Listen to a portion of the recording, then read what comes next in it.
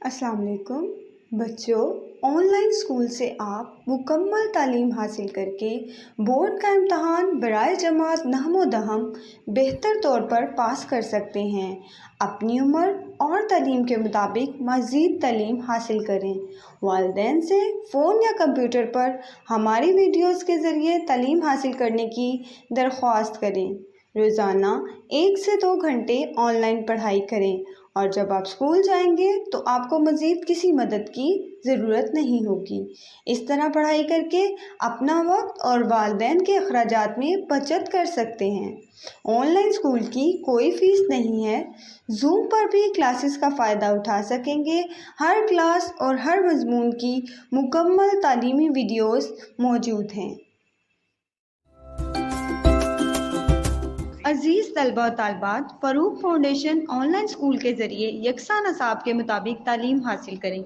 अगर हमारी वीडियोस पसंद आएँ तो चैनल को सब्सक्राइब करें और दोस्तों के साथ शेयर करें और बेल आइकन को लाजमी दबाएं ताकि आइंदा आने वाली तालीमी वीडियोस आप हासिल कर सकें। अस्सलाम वालेकुम डियर स्टूडेंट, दिस इज़ कायनात and I am teaching you biology class 10th।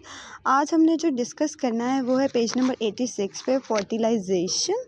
तो फर्टिलाइजेशन में बेसिकली हम लोग देख लेते हैं एक्चुअली ये जो टॉपिक है वो कौन से चैप्टर से है, हमारे रिप्रोडक्शन वाले चैप्टर में से है। ठीक है, तो रिप्रोडक्शन वाले चैप्टर को आपने बहुत ज़्यादा अच्छे से करना है और इसका हर टॉपिक जो है उसको बहुत अच्छे से प्रिपेयर करना है क्योंकि बहुत बहुत बहुत इम्पोर्टेंट है एग्ज़ामिनेशन पॉइंट ऑफ व्यू से।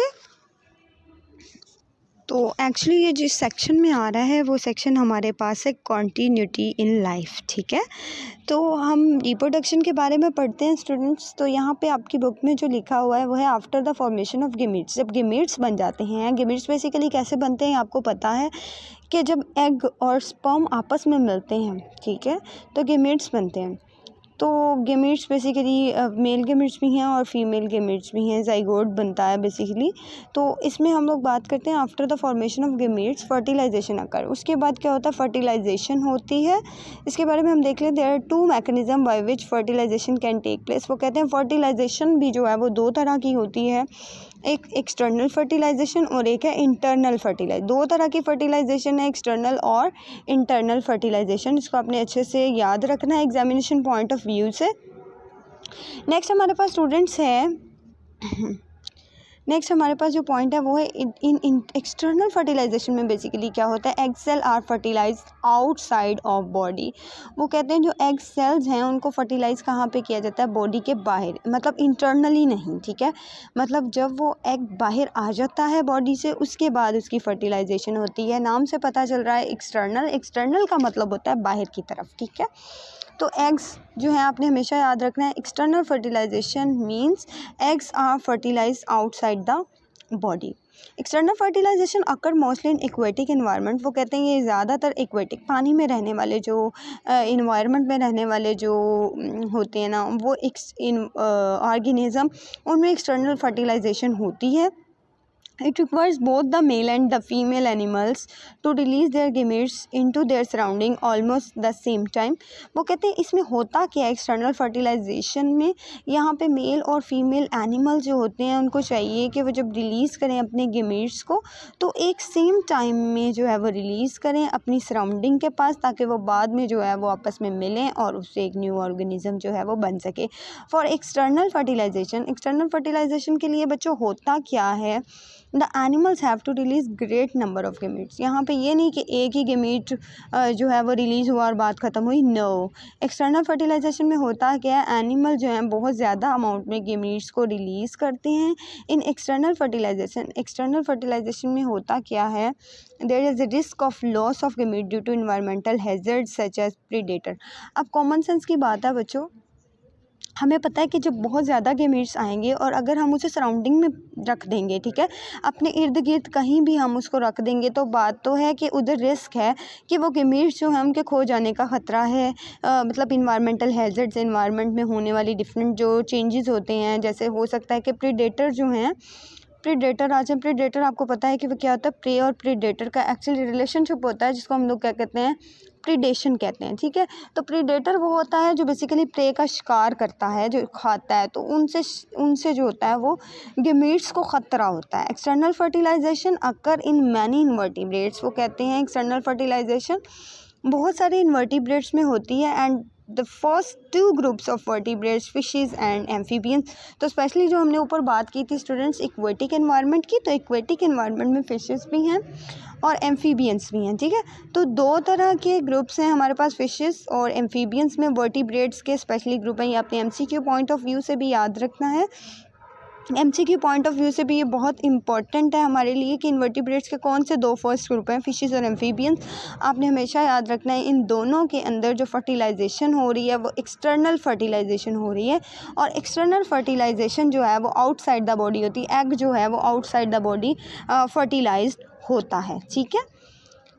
अब हम लोग यहाँ पे आप पिक्चर में देख सकते हैं एक्सटर्नल फर्टिलाइजेशन में उन्होंने फिशेस दिखाई हैं। फिशेस का काम क्या है, अंडे बाहर देना, और बाद में जो मेल और फीमेल गेमीट्स जो हैं वो सराउंडिंग में अंडे देते हैं, और बाद में उससे जो न्यू जो ऑर्गेनिज्म है वो बनता है। अच्छा स्टूडेंट्स, नेक्स्ट है हमारे पास इंटरनल फर्टिलाइजेशन। इंटरनल फर्टिलाइजेशन नाम से पता चल रहा है, इंटरनल का मतलब क्या होता है, अंदर की तरफ। Egg cells are fertilise within the reproductive track of female. अब इसमें होता ये है कि फ़ीमेल जो है रोल प्ले करती है कि उनके अंदर क्या होता है कि अंडा जो है वो रिप्रोडक्टिव ट्रैक का मतलब होता है रिप्रोडक्टिव ऑर्गन, मतलब तौलीदी अज़ा, मतलब ऐसा हिस्सा ऑर्गेनिज़म का जिसमें बेसिकली हमारे पास जो है फर्टिलाइजेशन हो सकती है, जो स्पेशली जिनसी तौलीद में जो है इन्वॉल्व होता है, ठीक है। तो इसमें हमारे पास वो कहते हैं कि फ़ीमेल के अंदर अंडा फर्टिलाइज होता है रिप्रोडक्टिव ऑर्गन के अंदर।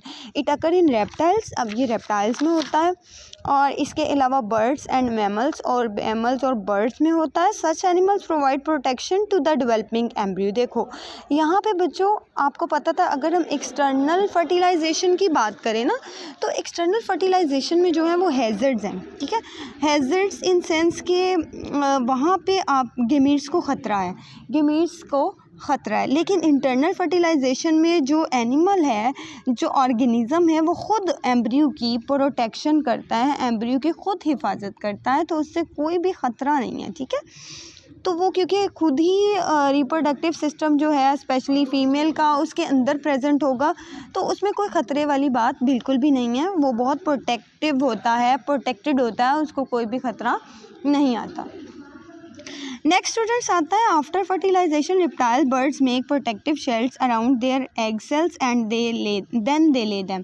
स्टूडेंट्स होता क्या है, वो कहते हैं कि इसमें पहले तो प्रोटेक्शन एम्ब्रियो के मतलब अंदर हो रही होती है, एम्ब्रियो की प्रोटेक्शन इंटरनली हो रही होती है, लेकिन जब वो एग रिलीज़ होता है तो उसके बाहर जो है वो एक प्रोटेक्टिव शेल होता है। शेल बेसिकली क्या होता है, जो अंडे की हिफाजत कर रहा होता है। अब अगर आप अंडे की बात करें तो आपने मुर्गियों का अंडा भी देखा है। मुर्गी का अंडा जो होता है ना स्टूडेंट्स, बेसिकली उसके ऊपर भी एक शेल होता है जिसकी प्रोटेक्शन, जब आप अंडा उबालते हैं तो आप देखते हैं बाहर की तरफ एक होल होता है जिसको हम शेल बोलते हैं, ठीक है। तो वो कहते हैं वो शेल उसके बाहर आ जाता है, और जब शेल प्रोड्यूस हो जाता है, बन जाता है, तो वो उसको फिर अंडा जो है वो दे देते हैं बाहर की तरफ ना। The shell is resistant to water loss and damage. वो कहते हैं शेल जो है रेसिस्टेंट होता है पानी के अगर लॉस हो रहा है उसके लिए भी और डैमेज के लिए भी। इन मैमल्स में होता क्या है, with the exception of egg-laying mammal, the development of fertilized egg into new baby take place within mother body। लेकिन अगर वो कहते हैं कि अगर हम मैमल्स की बात करें तो उनमें जो फर्टिलाइजेशन होती है उसमें बेसिकली क्या होता है, तो स्टूडेंट्स उसमें क्या होता है कि मैमल्स में ना जो डेवलपिंग जो एम्ब्रियो होता है, जो अंडा होता है, वो मदर की बॉडी में ही रहता है। लेकिन अगर हम बर्ड्स रेप्टाइल्स वगैरह की बात करें तो उसमें जो अंडा है वो हॉल चढ़ने के बाद जो है वो बाहर आ जाता है। उसके बाद अगर हम बात करें नेक्स्ट हमारे पास बात आती है, in this case there is extra protection. इस केस में क्या होता है, बहुत एक्स्ट्रा प्रोटेक्शन होती है to the embryo and mother also supplies everything that embryo needs.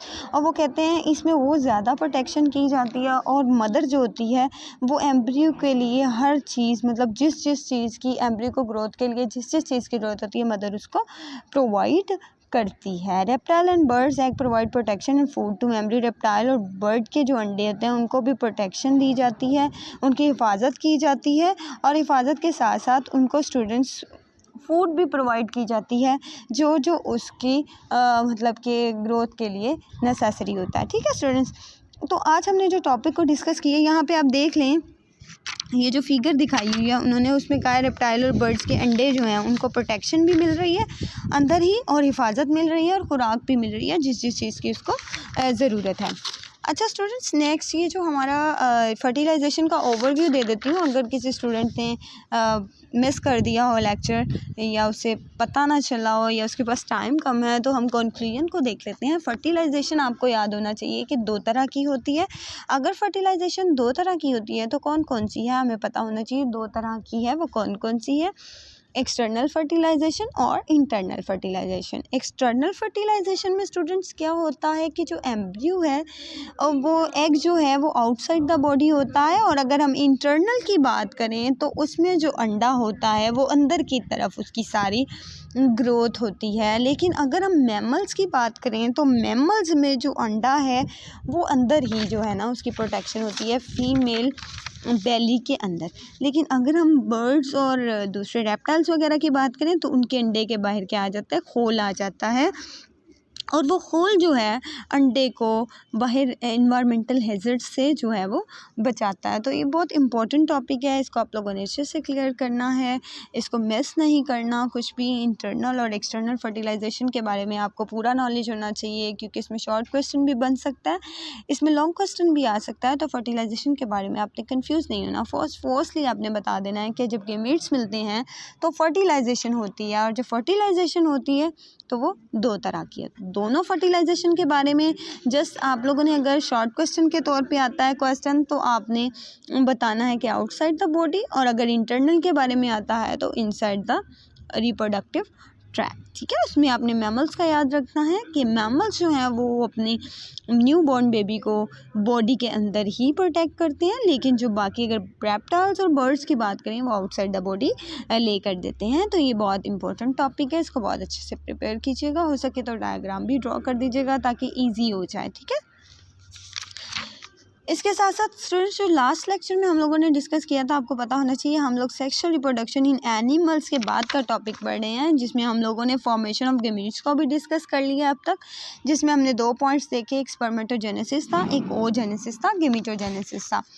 After then जिसके बारे में हमने डिस्कस किया वो हमारे पास है फर्टिलाइजेशन। ठीक है, okay, thank you very much.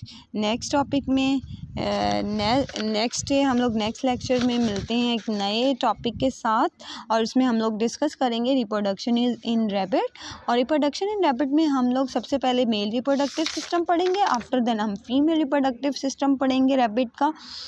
और उस टॉपिक को आपने बिल्कुल भी मिस नहीं करना, क्योंकि वो एग्जामिनेशन पॉइंट ऑफ व्यू से तो बहुत ज़्यादा इंपॉर्टेंट टॉपिक है। मेल और फीमेल रिप्रोडक्टिव सिस्टम में कोई ना कोई टॉपिक जो है वो ज़रूर एग्ज़ाम में आता है लॉन्ग क्वेश्चन के तौर पे। तो नेक्स्ट लेक्चर आपने ज़रूर मिस नहीं करना, उसको ज़रूर लेना है।